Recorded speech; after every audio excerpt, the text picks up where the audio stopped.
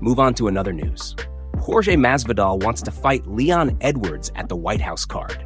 Masvidal came forward with a fiery call-out, bringing up their heated history and that unforgettable three-piece and a soda moment. He made it clear that if Leon is watching, he's ready to meet him on the biggest stage possible, and he's not holding back. Masvidal said he'll be at the White House, and if Leon steps up, he'll beat the dog out of him. He drew a sharp comparison, saying it'll be just like when America had to kick England out while trying to take over. Masvidal promised he'd send Edwards back the same way. It was a direct and unapologetic message, dripping with intensity.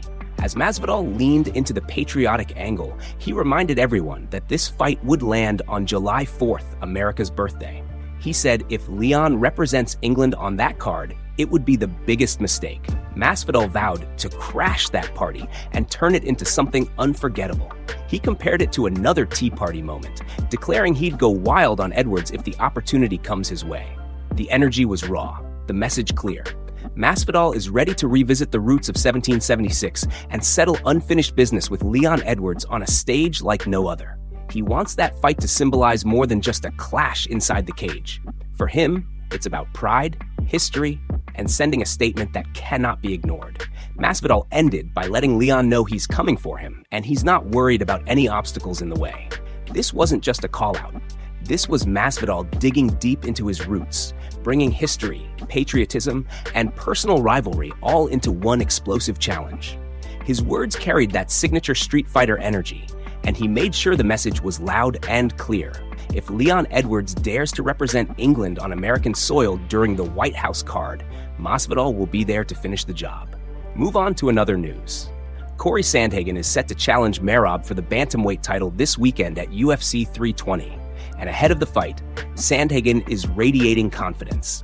He says he feels unbeatable going into this matchup. In his words, he's discovered something different during this training camp, something that's elevated him to a level he's never reached before.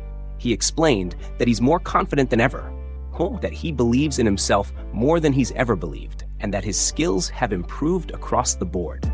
For Sandhagen, it's not just about sharpening tools, it's about truly understanding the game on a deeper level.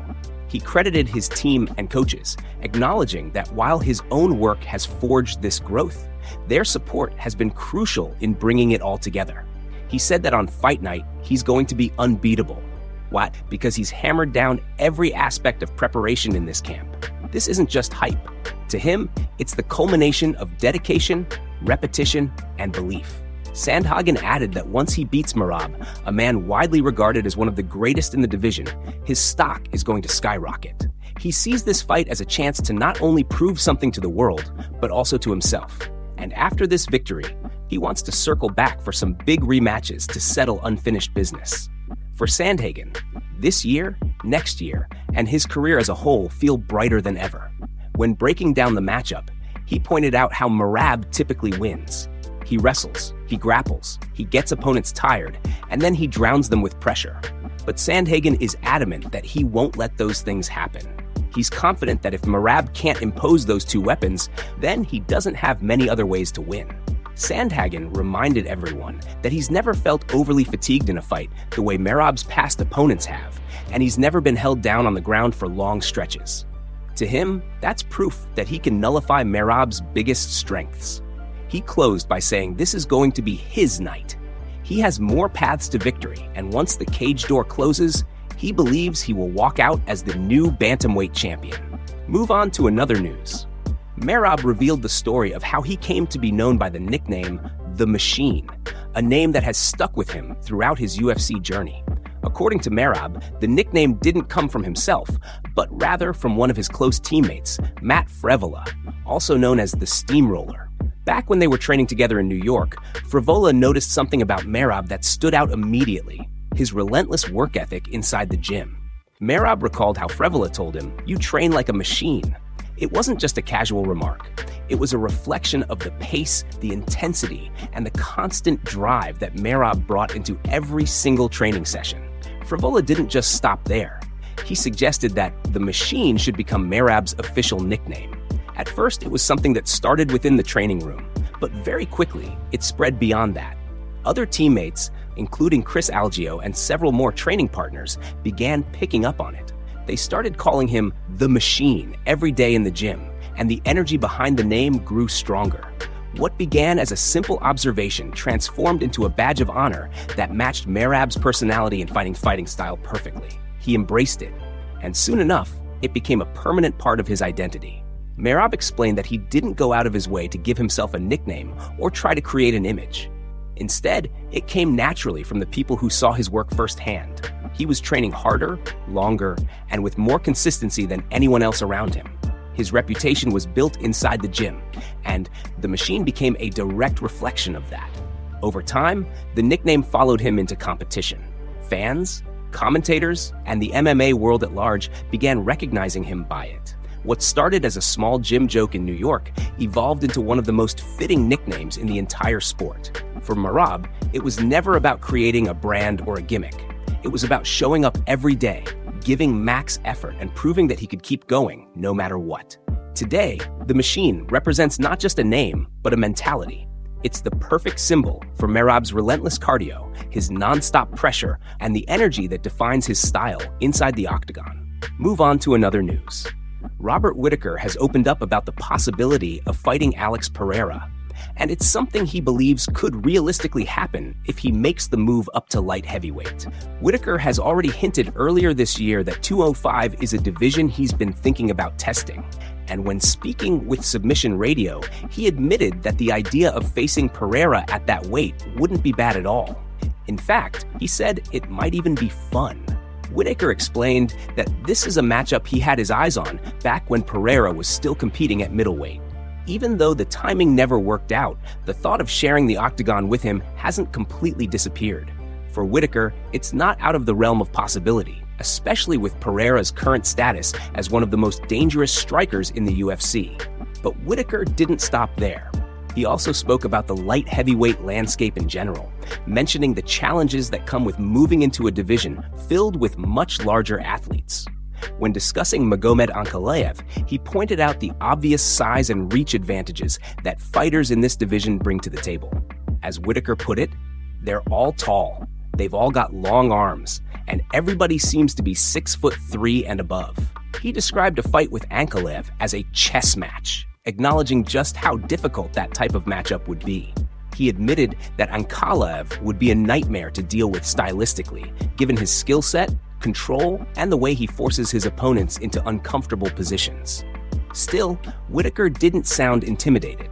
Instead, he seemed intrigued by the challenge, keeping an open mind about how things might play out in the future. At this point, Whittaker is simply weighing his options. He's proven himself time and time again at middleweight, but the opportunity to move up and test himself against bigger, stronger opponents is starting to become more appealing.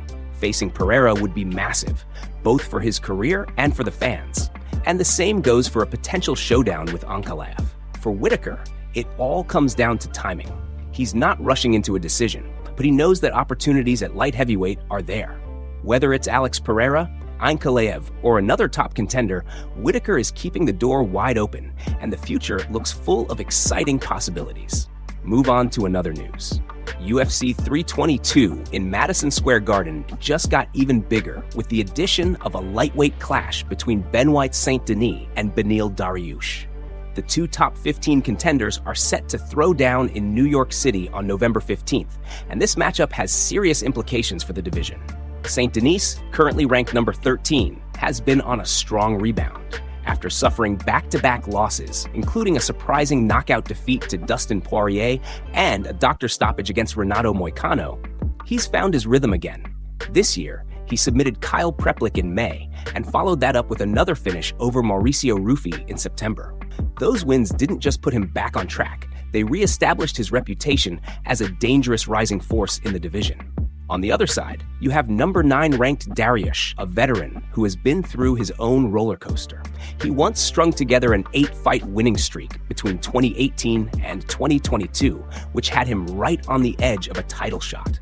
But things took a turn in June 2023 when he faced Charles Oliveira. That fight could have sealed his title opportunity, but Oliveira stopped him with a first-round TKO. Dariush's struggles didn't end there, as he was knocked out in just 64 seconds by Arman in his next fight. Still, Dariush showed resilience. In his most recent outing, he got back in the win column with a hard-fought decision over Renato Moicano, proving he still has the skills and determination to compete with the best. Now, with UFC 322 fast approaching, Dariush is looking to reassert himself as a legitimate contender, while Saint Denis is hungry to break further into the top 10. This fight isn't just another addition to the card. It's a battle between a surging fighter eager to climb the rankings and a seasoned veteran fighting to hold his ground. Madison Square Garden has hosted countless iconic moments, and this one could be another added to the list. Both men have plenty on the line, and when they meet on November 15th, fans can expect fireworks in the lightweight division. Move on to another news. Artem Lobov is pacing the locker room with fire in his eyes ahead of his fight with Zuffa Tukhugov at PFL Champion Series 2, and in a recent promo, he didn't hold back. He brought up a moment from 2018 that still sits with him, calling out a pattern he's seen before and promising he won't back down this time. Artem reminded everyone that back then, Khabib walked away from a one-on-one showdown and returned with company, and he made it clear he sees the same hesitation in Zuffa now. That comparison was blunt, and it was meant to stir the pot. He pushed the narrative hard, saying Zuffa doesn't want to face him straight up, but that won't be an option this weekend. Artem said he's itching to get his hands on Zuffa, that he's carrying a real hunger into the cage. He repeatedly drove home the same message. He's looking for blood. This isn't playful trash talk. It's a promise he's making vocally and physically, the kind of talk that tells you he's trained with a purpose and that he means business. Throughout the promo, Artem's tone was a mix of provocation and cold focus. He kept returning to the same themes: knockout intent, physical damage, and the desire for a real fight. He said he wants to knock him out, to hurt him in a way that leaves no doubt.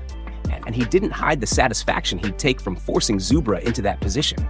The words were sharp, the delivery unrelenting, and the message was unmistakable. This is more than hype. Artem made it clear that he's prepared for violence, that he wants an all-out war, and that he's coming for one thing only: to finish the job. He called on Zuffa directly, daring him to show up and prove he can stand alone. The promo ended on a raw note of challenge, with Artem repeating the call to action and finishing with a two-word demand: let's go. As fight night approaches, the build-up has a real edge. Artem Lobov isn't smiling for cameras or trading polite jabs. He's rattling a cage he wants to break wide open, and his words are meant to do damage before the first bell. If Zuffa walks into this with anything less than absolute readiness, Artem is promising to make him pay, and he's promising to make it memorable. The stage is set, the stakes are bloody, and Artem is leaning into the chaos with one goal in mind: to leave no doubts and to leave the cage with the kind of win that echoes. Move on to another news.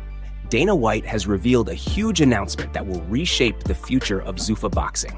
It was officially confirmed this morning that TKO and Paramount are expanding their partnership, with Paramount now securing the broadcast rights for Zuffa boxing beginning in January 2026. This new agreement is described as a long-term media rights deal, although the exact value and length have not been disclosed. As part of the contract, Zuffa is guaranteeing at least 12 boxing events per year. These will stream on Paramount Plus, with the potential for select cards to be broadcasted on CBS or other Paramount platforms. Dana expressed his excitement in the announcement, stating, "I'm excited to bring great boxing events to a global audience." There are millions of boxing fans that will now have access to competitive fights featuring up-and-coming talent, as well as the biggest stars in the sport. Paramount will be the home for UFC and boxing fans to watch the greatest fights in combat sports. Dana also addressed concerns about regulations, specifically the Muhammad Ali Act. He confirmed that there will be zero changes to the existing act, not a single word altered. Instead, a new version will be created with additions layered onto the original. He clarified that fighters who want to compete under the exact current framework of the Muhammad Ali Act will still have that option, while others can choose to fight under the Zuffa version with its added components. In addition to the broadcast and regulatory updates, Dana revealed that innovation is also coming to the sports presentation. A brand new boxing ring design is in development, with technology like LED integrations already being tested. He explained that a major design meeting had taken place just this week, aiming to deliver a more dynamic look and feel for future Zuffa boxing events. Dana also hinted at the possibility of minor rule changes down the line. While no specific list of alterations is currently on the table, he made it clear he wouldn't rule out the idea. With Paramount on board, a fresh vision for production, and the promise of consistent, high-level events, Dana is positioning Zuffa boxing as a major force set to redefine the sport starting in 2026.